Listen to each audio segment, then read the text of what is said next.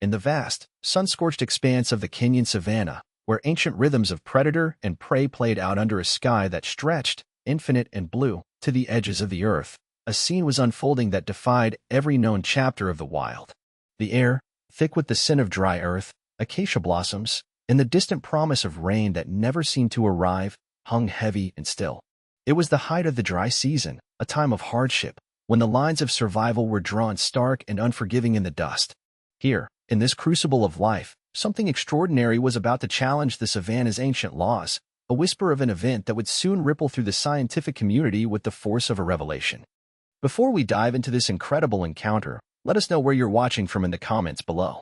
And if you believe that kindness, or at least inexplicable acts of grace, can exist even in the untamed heart of the wild, hit that like button and subscribe for more stories that explore the profound mysteries of the natural world. The primary player in this looming drama was a lion, a magnificent male in his prime, or what should have been his prime. But today, he was a portrait of profound vulnerability. He lay sprawled on the ochre earth, his tawny coat matted with grime and something darker, his powerful flanks heaving with shallow, labored breaths. A deep, ragged gash, starkly visible against his fur, told a silent story of a recent, brutal encounter, perhaps a territorial dispute with a rival, or the desperate, sharp horn of a cornered buffalo. Whatever its origin, the wound was severe, and infection was already painting a grim halo around its edges. He was alone, isolated from the pride that might have offered some measure of protection, a solitary figure against the vast, indifferent landscape. And then, they came.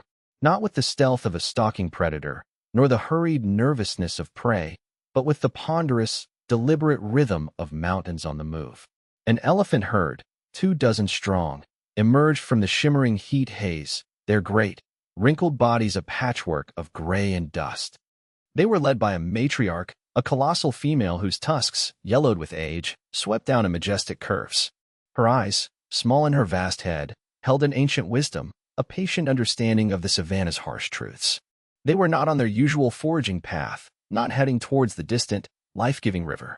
Their trajectory, unswerving and direct, was taking them straight towards the incapacitated lion. The air, already taut with the lion's fight for life, now crackled with a new, almost unbearable suspense. What happened next would challenge everything they thought they knew about the lines drawn in the dust of the savanna. Observing this unfolding tableau from a discreet distance, hidden within a camouflaged research vehicle, were Dr. Alistair Hayes and his young protégé, Dr. Lena Hansen. Alistair was a man weathered by 3 decades under the African sun, his face a roadmap of laugh lines and squint lines etched by years of patient observation. His reputation as a leading biologist specializing in elephant behavior was formidable, built on a foundation of meticulous fieldwork and an almost intuitive understanding of these gentle giants.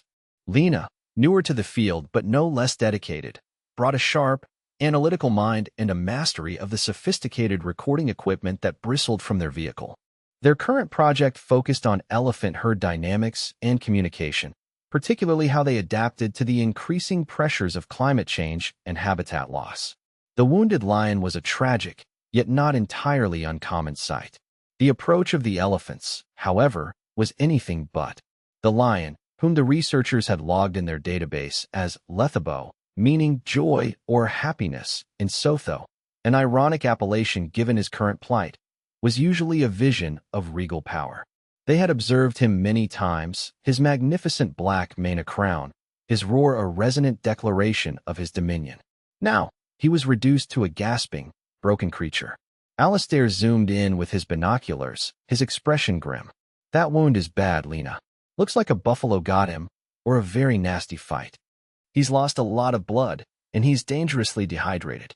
Lethabo's breathing was shallow, each inhalation a painful effort that barely stirred his ribs. The oppressive sun beat down mercilessly, baking the earth and leaching the moisture from his already weakened body. The elephant herd, led by the matriarch Alistair had nicknamed Queenie years ago for her commanding presence and evident intelligence, continued their approach. Queenie was immense, her skin like ancient, cracked parchment, her ears, fanned slightly, catching the faintest nuance of sound and scent. Behind her, several younger females, adolescents, and a few vulnerable calves kept close, their movements mirroring her cautious yet determined pace. The presence of the calves usually made matriarchs even more defensive, more prone to aggressive displays if they perceived any threat. Lions were, after all, a primary predator of young, sick, or solitary elephants. Animosity, or at least a deep-seated wariness, was the normal state of affairs between these two species. "They're not on their usual migration route to the swamp," Lena murmured, her voice a mixture of curiosity and apprehension, her camera already rolling, capturing every detail.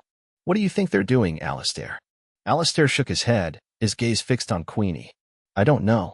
This is irregular. Highly irregular." He pointed towards the distant, shimmering horizon. "And look, the welcoming committee is gathering." 2, then 3 hyenas had materialized from the heat haze, their loping gait carrying them with an unsettling confidence. They kept their distance for now, but their intent was clear. The scent of blood and weakness was an irresistible summons. Vultures, too, had begun to circle high overhead, dark specks against the searing blue, patient opportunists awaiting their turn. The savannah was closing in. Lethabo attempted to lift his head, a low, guttural growl, more a sigh of pain than a threat, escaping his parched throat. He saw the elephants, and a visible tremor ran through his body. He was trapped.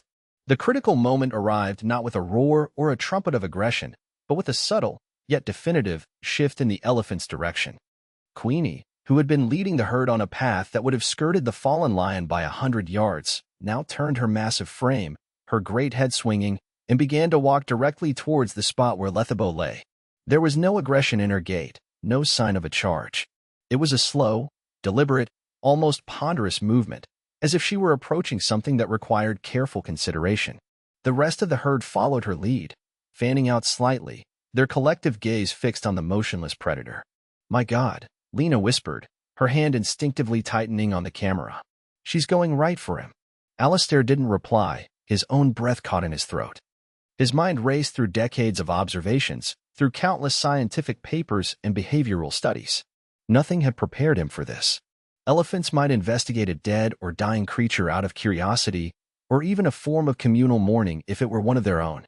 But to deliberately approach a wounded lion, their natural enemy, in this manner? It was unheard of.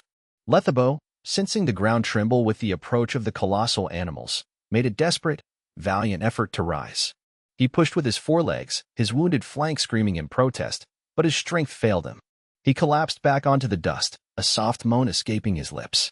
His eyes, usually burning with the fierce pride of an apex predator, now held only the dull sheen of pain and a dawning, abject terror. He was utterly at their mercy. Queenie stopped perhaps 30 yards from Lethabo. The herd behind her also halted, a phalanx of gray giants. Trunks were raised, splayed at the tips, tasting the air, gathering information in a way humans could only imagine. Low, infrasonic rumbles, too deep for human ears to fully register but felt as vibrations in the chest, passed between them, a complex, silent conversation. It wasn't the trumpeting alarm call that signaled danger, nor the aggressive roars of a confrontation. It was something else, something more akin to a council, a deliberation. Then, a flicker of expected behavior, a young bull, perhaps 2/3 Queenie's size, full of youthful impetuousness and nervous energy, broke rank slightly. He took a few quick steps forward, flapped his ears aggressively, and let out a short, sharp trumpet, a classic intimidation display. Lethabo flinched violently. But before the bull could escalate, Queenie reacted. She didn't charge him, didn't strike him. She simply turned her massive head slightly in his direction and emitted a single, deep, resonant rumble, a sound that seemed to vibrate through the very air. The young bull froze mid-stride, his bravado instantly deflating. He shuffled his feet, lowered his head submissively, and retreated a few paces back into the fold of the herd. Queenie's control was absolute, her message clear. This situation required a different approach. Alistair let out a breath he hadn't realized he was holding. She's in charge. Completely. And this isn't aggression. Not yet, anyway. Queenie resumed her slow, deliberate walk towards the stricken lion. Each footfall seemed to land with the weight of centuries, the dust puffing up around her massive feet. The other elephants remained in place, a silent, watchful audience, their trunks occasionally reaching out to touch one another, a gesture of reassurance or shared anticipation. The tension was palpable, thick enough to taste. Lethabo lay utterly still, his golden eyes wide, tracking the matriarch's approach. He was exposed, Vulnerable, his powerful muscles useless, his formidable claws and teeth no defense against such an overwhelming presence. Lena's voice was a tight whisper. Alistair, if they decide to attack him, should we do something? Make some noise? Try to scare them off. It was a question born of compassion, but also of scientific protocol. Intervention was almost always a last resort, carrying its own risks. Alistair shook his head, his eyes never leaving the unfolding drama. No, Lena. We observe. We document. This is beyond anything I've ever witnessed or read about. Interfering now could make things infinitely worse for him, for them, potentially even for us if they redirect their attention. His voice was strained, a mixture of intense scientific curiosity and a profound, almost reverent awe at the scene playing out before them. He knew the risks to Lethabo were immense. A single, well-aimed kick or a thrust of a tusk from an elephant of Queenie's size would be instantly fatal. Queenie reached Lethabo. She stood over him, a gray mountain eclipsing the sun. The lion, a creature that normally inspired fear in all but the bravest, seemed to shrink, to make himself as small as possible. He squeezed his eyes shut for a moment, as if bracing for a blow that never came. The matriarch lowered her massive head, her long, sinuous trunk extending with an almost delicate grace. It quested through the air, centimeters from Lethabo's body, sniffing intently, particularly around the grievous wound on his flank. Her warm breath, smelling of vegetation and dust, washed over his matted fur. Lethabo shivered but remained deathly still. The silence stretched, broken only by the incessant, high-pitched hum of flies drawn to the scent of blood, and the distant, mocking whoops of the hyenas, who were now creeping closer, emboldened by the unfolding drama. They sensed weakness, opportunity. Suddenly, on the periphery of the elephant herd, one of the younger bulls, not the one disciplined earlier but another adolescent, spotted the advancing hyenas. With an explosive snort and a furious shake of his head, he broke from the group and charged a short distance towards the scavengers, trumpeting a clear warning. The hyenas, not expecting such a resolute defense from this quarter, scattered instantly, their bravado evaporating into the shimmering heat. They retreated to a more respectful distance, their greedy eyes still fixed on the scene, but their immediate advance thwarted. Queenie didn't even turn her head. Her entire focus seemed to be on the wounded lion at her feet. But she must have been aware. The herd operated with a collective consciousness, guided by her subtle cues. Lena gasped, her camera steady despite her excitement. Did you see that, Alistair? They drove off the hyenas. They actually protected him. Alistair merely nodded, his gaze unwavering. What happened next was even more extraordinary. Queenie, after her careful olfactory investigation, did not move away. Instead, she subtly shifted her colossal body, positioning herself so that her bulk stood between Lethabo and the relentless afternoon sun. A vast shadow fell over the stricken lion, offering him a measure of relief from the searing heat. It was a simple gesture, yet profound in its implications. Then, almost imperceptibly, other members of the herd began to move. Not in a threatening way, but with a slow, deliberate choreography. They fanned out, forming a loose, protective circle around the spot where Queenie stood guard over Lethabo. Many of them turned to face outwards, their large ears gently flapping, their trunks occasionally testing the air, a silent, formidable perimeter. It wasn't an aggressive posture, but a clear, unambiguous statement. This space was protected. Alistair began to speak softly into his voice recorder, his tone one of utter stupefaction. Timestamp: 1437 hours. The matriarch, Queenie, is now positioned directly over the wounded adult male lion, Lethabo, providing shade. The rest of the herd, approximately 22 individuals, has formed a protective semicircle, facing outwards. They have actively deterred approaching hyenas on at least 2 occasions now. Their vocalizations are low-frequency rumbles, indicative of calm, intra-herd communication, not aggression. This is unprecedented. There is no current scientific literature to explain this level of apparent altruistic or protective behavior from elephants towards an unrelated, and typically antagonistic, species. He paused, then added, almost to himself, it's as if they're standing vigil. Lethabo, after the initial terror of Queenie's proximity, seemed to sense a change in the atmosphere. The crushing weight of the sun had lifted from his body. The incessant harassment from flies seemed to lessen slightly as Queenie's occasional earflaps stirred the air. He was still in pain, still gravely injured, but the immediate, overwhelming threat seemed to have receded. He lay still beneath Queenie's protective shadow, his breathing, while still shallow, becoming a fraction less ragged. He even closed his eyes for a few minutes, a small surrender to exhaustion, or perhaps a flicker of something akin to trust in this bizarre, unbelievable sanctuary. The hours crawled by under the immense African sky. The sun began its slow descent towards the western horizon, painting the clouds in hues of orange and purple. The elephants remained. Their vigil was unwavering. Queenie stood sentinel, occasionally shifting her weight from one massive foot to another, her trunk sometimes gently touching the ground near Lethabo, as if testing the temperature of the earth. The other elephants maintained their loose circle, some browsing listlessly on the sparse acacia leaves nearby, others simply standing, watchful and patient. The hyenas, frustrated and wary, had made a few more tentative approaches, their forms ghostly in the fading light. Each time, a ripple of agitation would pass through the elephant herd. A young bull would step forward with a threatening posture, or a female would emit a sharp, warning trumpet, and the scavengers would slink back into the growing shadows. Queenie, at one point, did something that made both Alistair and Lena exchange looks of pure astonishment. After another careful sniff near Lethabo's wound, she raised her trunk slightly and exhaled a soft, controlled puff of air.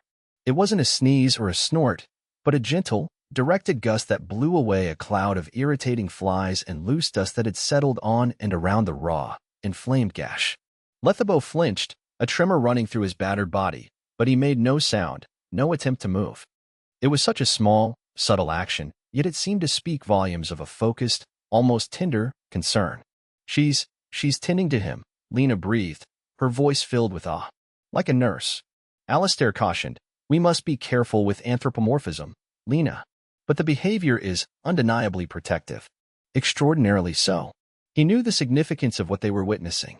Shade from the brutal sun would conserve Lethabo's precious bodily fluids, reduce heat stress. Protection from scavengers would prevent further injury or death by opportunistic attack. The freedom from harassment, the ability to rest undisturbed, was perhaps the greatest gift these elephants were giving him. It was a chance, however slim, to consolidate whatever strength he had left. The scientists themselves were running on adrenaline and disbelief. They meticulously documented every detail, the duration of the vigil, the specific behaviors of individual elephants, the interactions, or lack thereof, with the lion. They swapped out memory cards, checked battery levels, their movements slow and precise, acutely aware that they were observers of something sacred, something that might never be witnessed again. This footage, Alistair, Lena said, her eyes shining, this could redefine our understanding of elephant intelligence, of interspecies dynamics. As the light began to fail, and the air grew cooler, Lethabo stirred more purposefully. He lifted his head, his gaze no longer dull with pain and fear, but holding a spark of his former awareness. He looked around slowly, taking in the silent, gray giants that surrounded him. He seemed to assess them, not with the terror of earlier, but with a weary, perhaps bewildered, understanding. Then, with a visible effort that contorted his face in a silent grimace of pain, he began to push himself up. The savannah seemed to hold its breath. Even the elephants fell utterly still, their collective attention fixed on the struggling lion. Lethabo's legs trembled violently. He faltered once, twice, a low groan escaping him. Queenie watched him, her great head lowered slightly, her ancient eyes unblinking. There was no menace in her posture, no hint of threat. Only a profound, patient stillness. Finally, with a last, convulsive effort, Lethabo was on his feet. He stood unsteadily, swaying slightly, but he was standing. He took a tentative step, then another, his wounded flank causing him to limp heavily. He wasn't trying to flee in panic, but to move away with as much dignity as his ravaged body could muster. He paused then, perhaps 10 feet from Queenie, and turned his head. For a long, charged moment, the king of beasts and the matriarch of the elephants locked eyes. What passed between them in that silent gaze, Alistair and Lena could only guess. Was it acknowledgement? Gratitude? Or simply the mutual recognition of two ancient forces of the savannah, briefly aligned by circumstance? Alistair, ever the scientist, would later describe it as a simple observation of proximity.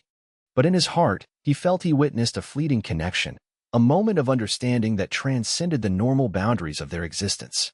Lethabo gave a barely perceptible dip of his head, or so it seemed in the dimming light, before turning and beginning his slow, painful journey towards the thicker bush and the relative safety of a known rocky outcrop some distance away. As Lethabo began to move, a younger elephant in the herd, perhaps confused or agitated by this change in the dynamic, let out a short, questioning trumpet. Instantly, Queenie responded with a soft, deep rumble, a sound of reassurance and command. The young elephant fell silent, subsiding back into the calm of the herd. Her control remained absolute. She, and the others, watched as Lethabo, moving with painstaking slowness but steady determination, reached the edge of the sparse acacia grove and finally disappeared into the enveloping shadows. He was out of their sight, granted a reprieve, a precious window of opportunity to heal, gifted by the most unlikely of guardians. Alistair slowly lowered his binoculars. Lena finally stopped recording, her face a mask of stunned disbelief. I don't believe what we just saw, she whispered, her voice hoarse. Alistair nodded, a rare, wide smile touching his usually stoic lips. For 30 years, Lena, he said, his voice thick with emotion. 30 years I've walked this land, studied these magnificent creatures. I thought I'd seen it all. He shook his head, his gaze distant, lost in the profound implications of the day. Never this. Never anything quite like this. For a long moment, they sat in silence, the weight of the experience settling over them. Then, the ingrained habits of a scientist's life began to reassert themselves, notes to be compared, footage to be analyzed, a paper to be written, a paper that would undoubtedly cause a stir. This observation, Alistair mused, breaking the silence, it's not just an anecdote, Lena. It speaks to a depth of social intelligence, a flexibility of behavior, perhaps even a form of rudimentary empathy or complex ecological awareness that we've only ever speculated about in elephants. Once Lethabo was truly gone from sight, Queenie let out a long, soft rumble that seemed to signal the end of their extraordinary duty. The palpable tension that had held the herd in its thrall for hours visibly dissipated. They didn't immediately disperse. Queenie turned her massive head and gently nudged one of the smallest calves with the tip of her trunk, a tender, maternal gesture, a return to her primary, eternal role as protector and guide of her own kind. Then, almost as an afterthought, she turned her head slowly and deliberately in the direction of the hidden research vehicle, her gaze steady and unwavering for a long moment, as if acknowledging their presence, before she turned away. Do you think he'll make it, Alistair? Lena asked softly, her concern for Lethabo genuine. Alistair considered for a moment, watching the spot where the lion had vanished. He has a fighting chance now, a much better one than he did this morning. That wound is severe, yes, but the rest he was afforded, the shade, the freedom from harassment by scavengers, that might just be enough to tip the scales. We'll try to locate him tomorrow, discreetly, monitor his progress. As if a silent signal had been given, the elephant herd, their strange vigil concluded, began to move off. With the same ponderous grace they had arrived with, they turned and walked into the deepening twilight, their great, gray bodies merging with the shadows, resuming their interrupted journey towards water and sustenance. They left behind a patch of disturbed earth, the lingering sin of elephant, and an indelible mark on the understanding of two human observers. Alistair took a deep breath, the cool evening air, now carrying the scent of dust and distant hyacinths, filling his lungs. Some days, he said, his voice barely above a whisper, more to himself than to Lena, this place reminds you that there are more things in heaven and earth, Horatio, than are dreamed of in your philosophy. The last fiery rays of the setting sun painted the undersides of the high clouds a brilliant crimson, a final, dramatic flourish to an unforgettable day. And then, for the first time in what felt like an eternity, a profound, almost sacred silence returned to the savannah. Thanks for watching. If this story touched you, give it a like and subscribe for more wild moments of wonder.